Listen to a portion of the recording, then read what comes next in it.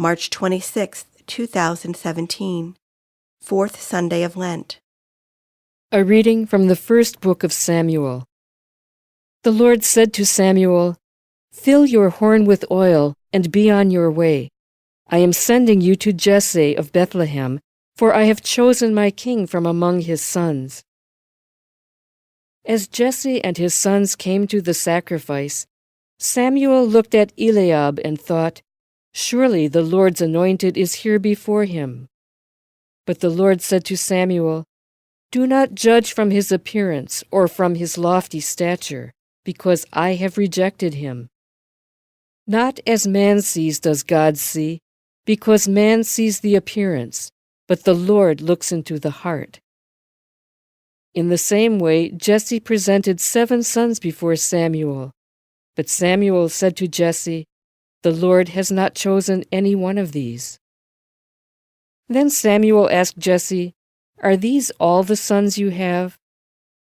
Jesse replied, "There is still the youngest who is tending the sheep." Samuel said to Jesse, "Send for him.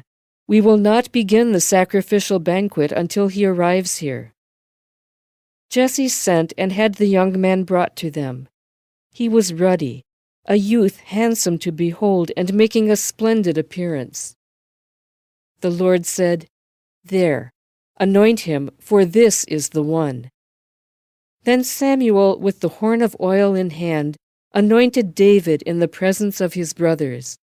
And from that day on, the Spirit of the Lord rushed upon David. The word of the Lord.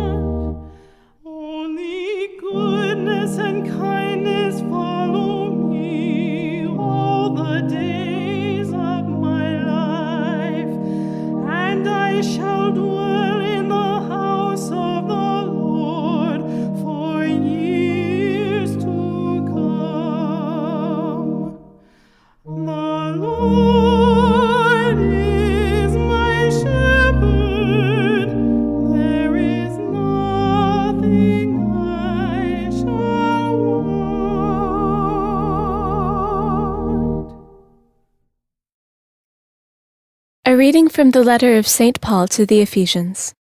Brothers and sisters, you were once darkness, but now you are light in the Lord. Live as children of light, for light produces every kind of goodness and righteousness and truth. Try to learn what is pleasing to the Lord. Take no part in the fruitless works of darkness, rather expose them, for it is shameful even to mention the things done by them in secret. But everything exposed by the light becomes visible, for everything that becomes visible is light. Therefore it says, "Awake, O sleeper, and arise from the dead, and Christ will give you light." The word of the Lord. A reading from the Holy Gospel according to John. As Jesus passed by, he saw a man blind from birth. His disciples asked him, "Rabbi, who sinned, this man or his parents, that he was born blind?" Jesus answered, "Neither he nor his parents sinned. It is so that the works of God might be made visible through him. We have to do the works of the one who sent me while it is day. Night is coming when no one can work. While I am in the world, I am the light of the world."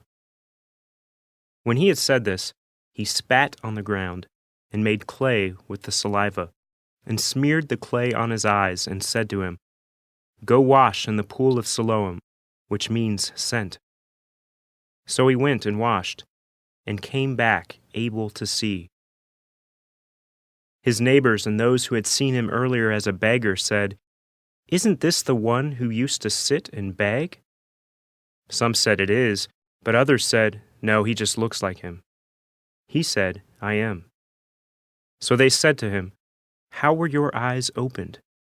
He replied, "The man called Jesus made clay and anointed my eyes and told me, 'Go to Siloam and wash.' So I went there and washed and was able to see." And they said to him, "Where is he?" He said, "I don't know." They brought the one who was once blind to the Pharisees. Now Jesus had made clay and opened his eyes on a Sabbath. So then the Pharisees also asked him how he was able to see. He said to them, "He put clay on my eyes, and I washed, and now I can see." So some of the Pharisees said, "This man is not from God, because he does not keep the Sabbath." But others said, "How can a sinful man do such signs?" And there was a division among them. So they said to the blind man again, "What do you have to say about him, since he opened your eyes?" He said, "He is a prophet." Now the Jews did not believe that he had been blind and gained his sight until they summoned the parents of the one who had gained his sight. They asked them, "Is this your son, who you say was born blind? How does he now see?" His parents answered and said, "We know that this is our son and that he was born blind. We do not know how he sees now, nor do we know who opened his eyes. Ask him, he is of age. He can speak for himself."